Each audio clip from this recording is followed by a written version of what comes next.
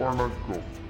ஜிடிவியின் மண்டல செய்திகளுக்கு மீண்டும் உங்களை மகிழ்ச்சியுடன் வரவேற்கிறோம்.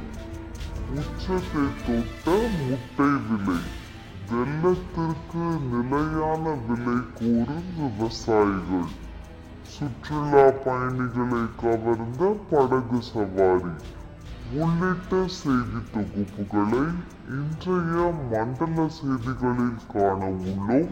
அதற்கு முன்பாக முதலில் தலைப்புச் செய்திகள்.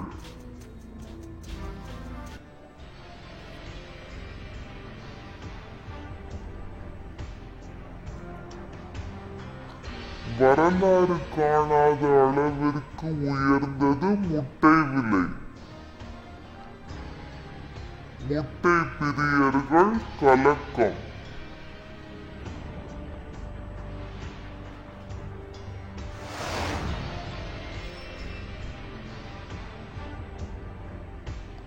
வெல்லம் விலை வீழ்ச்சி, அரசே விலையை நிர்ணயிக்க விவசாயிகள் கோரிக்கை.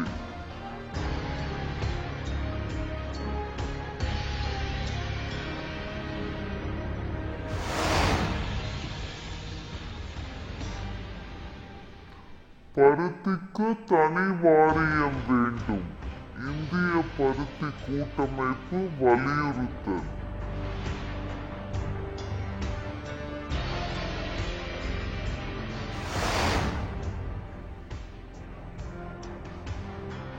காரமடை வனப்பகுதியில் படகு சவாரி, சுற்றுலா பயணிகள் மகிழ்ச்சி.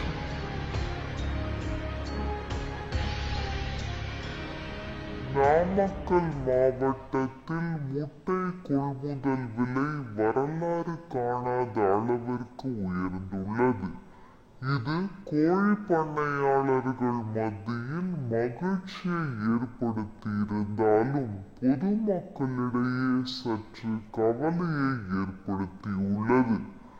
நாமக்கல், சேலம், ஈரோடு உள்ளிட்ட மாவட்டங்களில் ஆயிரக்கணக்கான கோழி பண்ணைகள் இயங்கி வருகின்றன.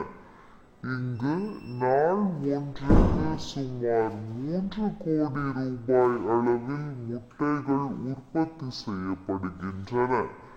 இங்கு தயாராகும் முட்டைகள் தமிழகத்தின் சத்துணவு திட்டத்திற்கு மட்டுமன்றி கேரளா, கர்நாடகா உள்ளிட்ட மாநிலங்களுக்கும் ஏற்றுமதி செய்யப்படுகிறது. கோடை காலத்தில் முட்டை விலை குறைந்திருந்ததால் உற்பத்தி செலவு கூட கிடைக்காமல் பண்ணையாளர்கள் பாதிக்கப்பட்டு வந்தனர். தற்போது முட்டையின் தேவை படிப்படியாக உயர்ந்ததால் அதன் விலையும் ஏற்றம் காணப்பட்டது. இந்நிலையில் நாமக்கலில் தேசிய முட்டை ஒருங்கிணைப்பு குழுவினரின் கூட்டம் நடைபெற்றது. இந்த கூட்டத்தில் முட்டை ஒன்றின் விலை 6 காசுகள் உயர்த்தப்படுவதாக அறிவிக்கப்பட்டது. இந்த முட்டை விலையேற்றத்துக்கு என்ன காரணம் சொன்னா, தீவனத்தினுடைய மிகப்பெரிய விலை அதிகமாக்க போனதுனால கிட்டத்தட்ட 40 to 50% விலை அதிகமாக போன காரணத்தினால தீவன உற்பத்தி செலவு, முட்டையினுடைய உற்பத்தி செலவு அதிகமாக போன காரணத்தினால நிறைய பேர் கோழியே 60 வாரத்துக்கு மேல இருக்கிற கோழியெல்லாம் 20% அளவுக்கு 10 to 20% அளவுக்கு கோழி கல் பண்ணிட்டாங்க. அதனால முட்டையினுடைய உற்பத்தி குறைந்தது.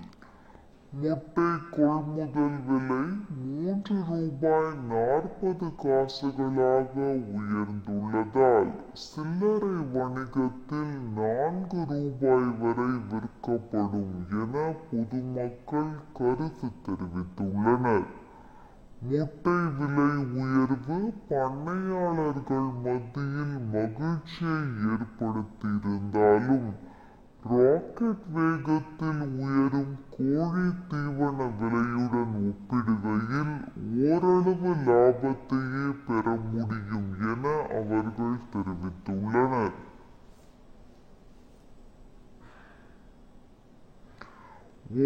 பண்டிகையை எதிர்பார்த்து அதிகளவில் வெல்லம் தயாரித்த தொழிலாளர்களுக்கு உரிய விலை இல்லாததால் ஏமாற்றமே மிஞ்சியது.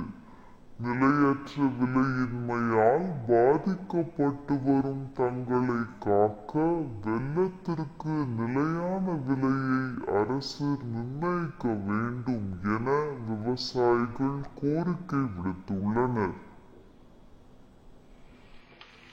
தேனி, பெரியகுளம், ஆண்டிப்பட்டி உள்ளிட்ட பகுதிகளில் நெல் வாழைக்கு அடுத்தபடியாக சுமார் 30,000 ஏக்கரில் கரும்பு பயிரிடப்பட்டு வருகிறது.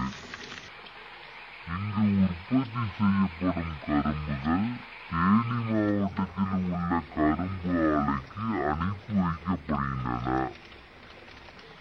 மீதியுள்ள கரும்புகளை சாறு பிழிந்தெடுக்கும் விவசாயிகள் அதனை ஆவி பறக்க காய்ச்சி வெல்லமாக பிடிக்கின்றனர். இவ்வாறு தயாரிக்கப்படும் வெல்லம் மற்ற மாவட்டங்களில் தயாரிக்கப்படும் வெல்லத்தை காட்டிலும் ருசி மிகுந்தவை என்று பெருமிதம் கொள்கின்றனர் இந்த விவசாயிகள். ஓணம் பண்டிகையொட்டி ஒவ்வொரு ஆண்டும் தேனி மாவட்டத்திலிருந்து கேரளாவிற்கு அதிக அளவில் வெல்லம் அனுப்பப்படுவது வழக்கம். ஆனால் தற்போது என்னவோ தெரியவில்லை, ஓடி வெல்லம் தயாரித்த விவசாயிகளுக்கு ஏமாற்றமே மிஞ்சியுள்ளது.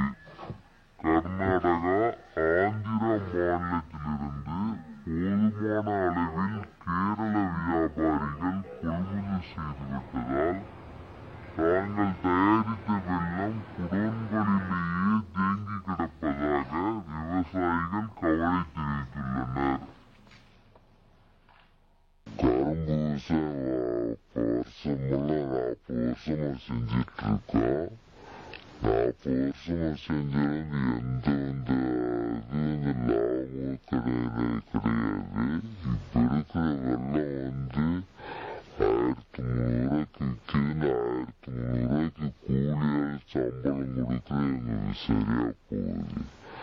காரணம் போவே உர விலையெல்லாம் ஜாஸ்தியா போச்சு. அதனால எங்களுக்கு இப்ப இருக்கிற விலைவாசிக்கு வரவுக்கு செலவுக்கு சரியாத்தான் இருக்கணும். எங்களால ஒரு லாபம் ஒன்றும் பார்க்க முடியாது.